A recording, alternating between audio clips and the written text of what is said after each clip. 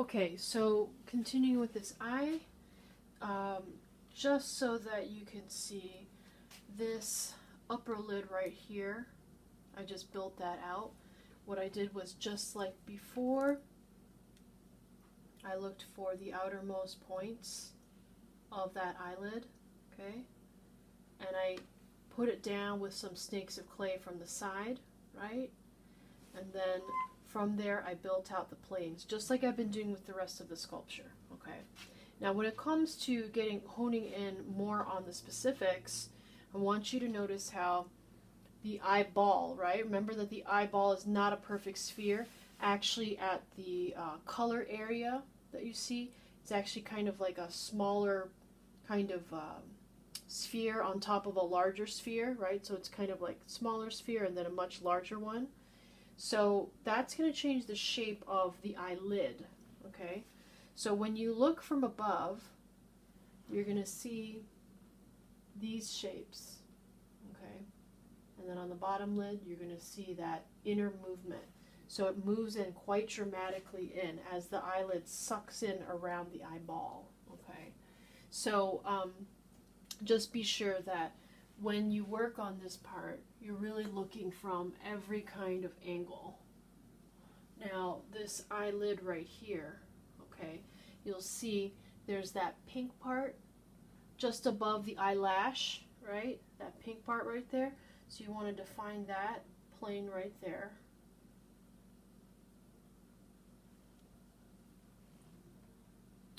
And I have mine like really, really thick. And that's because the eyeball that I have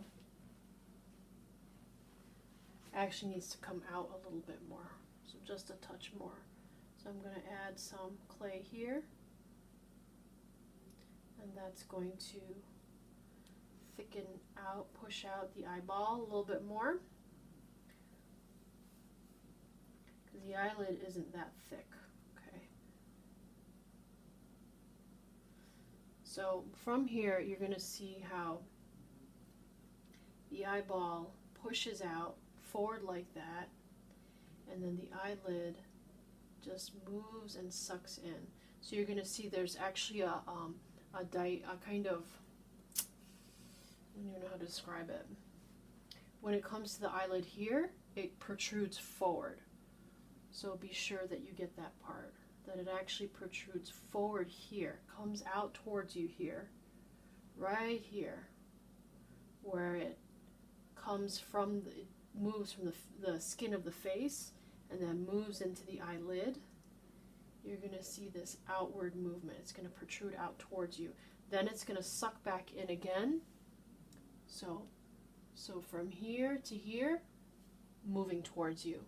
From this point to that point, moving, it moves in, then it moves out again. Okay? So from here to here, moves out. Then at this point, it's going to move back in again. But you have to see, it's actually 2 points in space. So there's this one right here, where it protrudes the most. Okay? And then here, it also protrudes the most. So 1 point, then 1 point. So this right here is going to protrude the most because that's where that kind of smaller bit of sphere, right, of the where you see the iris, the colored part of the eye, it protrudes out just a touch more right here at that area. Okay, so just to make it more obvious for you, I want I'm going to have my hand here, and I want you to move your eyes to follow that so that you guys can see how this upper highlight, the outermost point of her eyelid, moves. So you're going to look at my eyes, okay? Don't move your head, you see?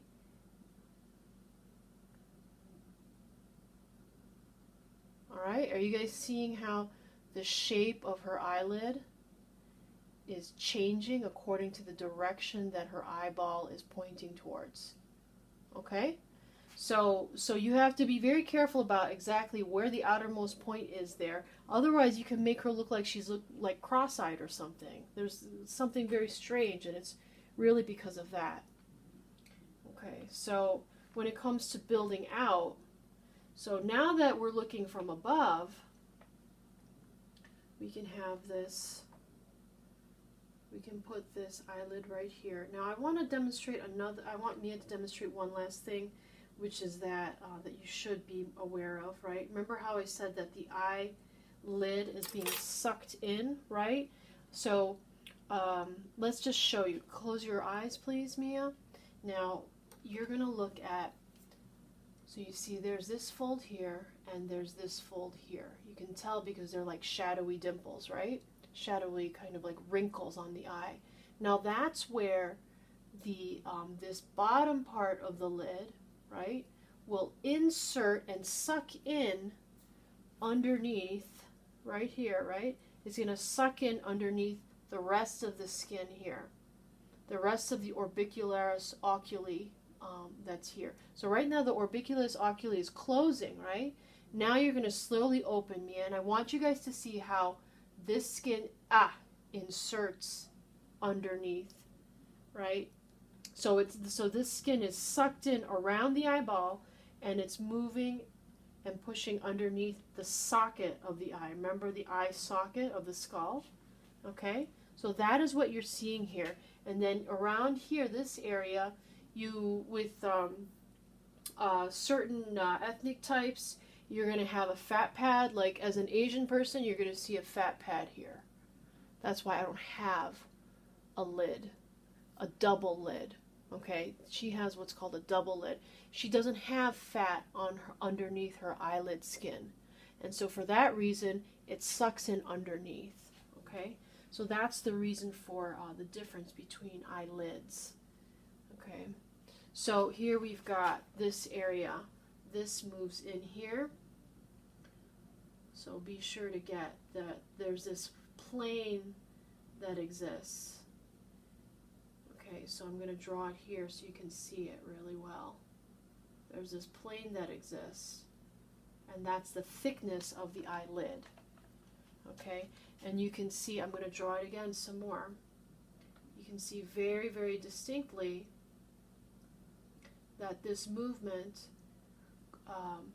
comes out towards you at this juncture right here, comes towards you, then it goes in again here, then it comes out again here, and then out here, and then it starts to move inwards again here. Okay, so that's the eye. When it comes to the eyebrow and the brow area, I would highly suggest just looking at the sculpture from these kind of viewpoints, so you can really see what this profile is like right here. So you're going to pretend as if you're looking at the regular profile, but really you're going to be looking like that and like that. And that'll help you refine all these forms.